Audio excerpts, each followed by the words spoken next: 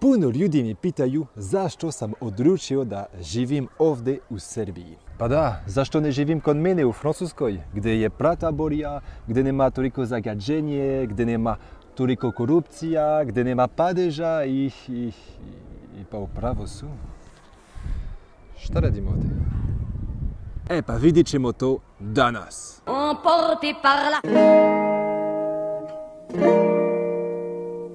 Ako izuzmemo moja žena i moji prijatelji, ima 9 razloga zašto volim da živim ovdje u Srbiji. I ovaj video će biti baš koristan za one koji misle da se sele u Srbiji, ali nisu sigurni. Zbog toga ja ću da pravim titlovi na engleskom, iako nisam toliko lenj, na francuskom također. Ma trebaju ti bre titlovi na srpskom, ko tebe još razume? Ma jebem ti. Prvi razlog, prodavnice. U poređenju sa francuskom ovdje ima baš više prodavnice i one su otvorene baš duže. Malo poređenje da vidite bolje razliku. Ja sam rođen u Saint-Jean-de-Boiseau. Ovo je mali grad blizu velikog grada i ima oko 6000 stanovnika. I u celom gradu ima jednu prodavnicu. A evo nas u Sulčinu, mali grad blizu velikog grada. A ovdje ima 18.000 stanovnika, onda malo više nego Saint-Jean-de-Boiseau. A ovdje nema samo jednu prodavnicu, ne. Ima 1, 2, 3, 4, 4,5, 5, 5,5, 6, 6,5 prodavnice, brate. A to je samo baš u centru grada. Trebalo mi ceo dan, brate, da nađem sve prodavnice u ovom gradu. Onda u Srbiji je baš bolje zato što ima baš više prodavnice, a također rano vreme je baš duže, kao sam rekao. Uopšte u Francuskoj ništa ne radi po 8. Da, ništa ne radi u nedelju, ovo je baš košmar. A u Srbiju, brate, u 2 ujutru možeš da nađeš prodavnica koji radi. Uvek. A čak i u selu uopšte imaš barem jednu prodavnicu koji radi barem do 10. I ovdje nije retko da vidimo prodavnice kako rade non stop. Ovo je baš retko u Francuskoj, brate. U stvari, mislim da sigurno ima manje prodavnice koje rade non stop u Francuskoj nego razliku između hrvatski i srpski jezik. Drugi razlog, vreme. Odličan.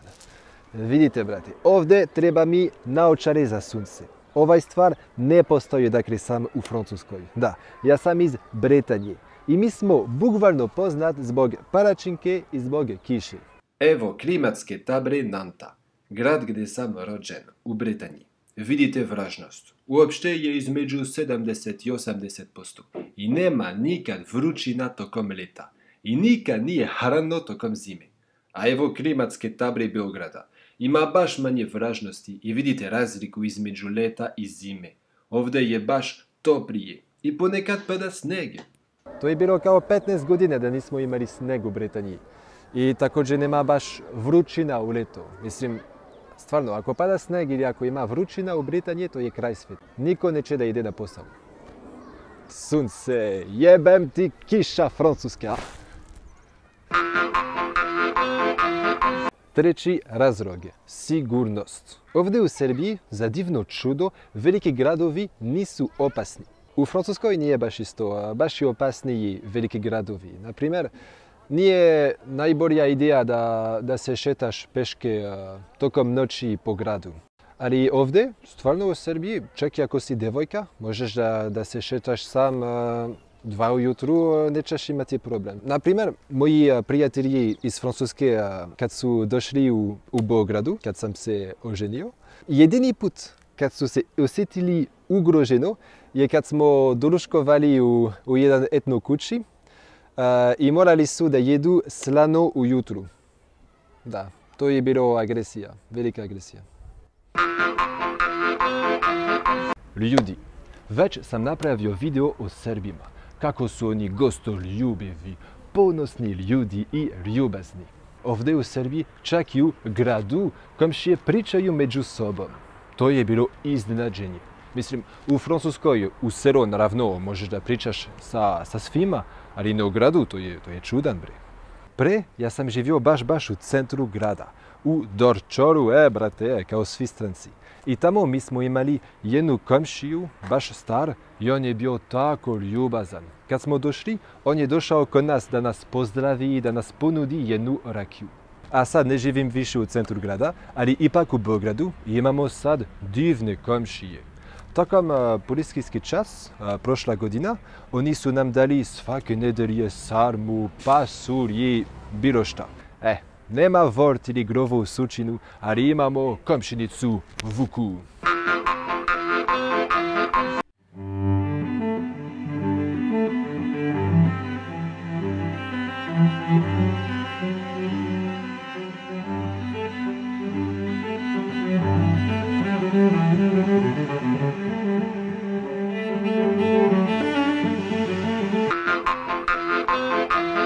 Drugi razlog je srpski jezik. Da, znam. Uvek se žalim na srpski jezik. Uvek se žalim na padeže. I uvek se žalim da srpski je previše teško. Ali, brate, to je istina.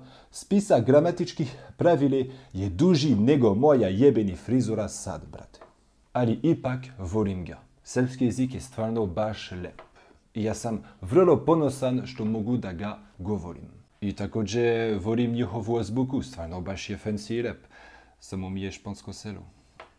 Liz je već pravila video gdje kaže zašto je srpski bolje nego engleski. I ja 100% se slažem sa njom. Da, ovdje imate engleski baš dole, a ovdje srpski. I ovdje francuski, brate, izvini. I ako govoriš taj jezik, možeš da posjetiš Srbiju, naravno. Ali također možeš da posjetiš Bosnu, Crnogoru, Hrvatsku, Chicago. Pričaj srpski da te ceo svet razumije. I također ako znate ovaj jezik, možete da čitajte srpski pisac, na primjer crnjanski, kao ja sada. Ali ne razumem ništa. Ne. Trenutno čitam ovo, to je moj nivo.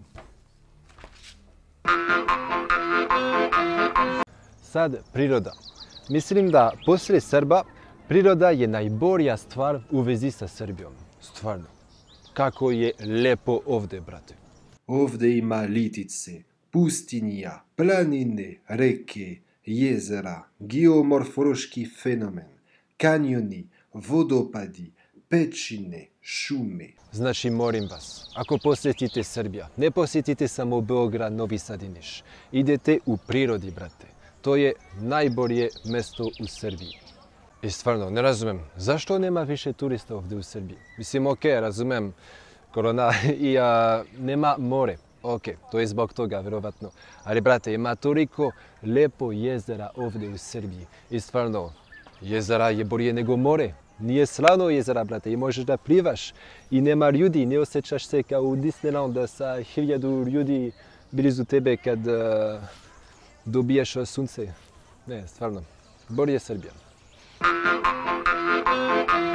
Izlazak.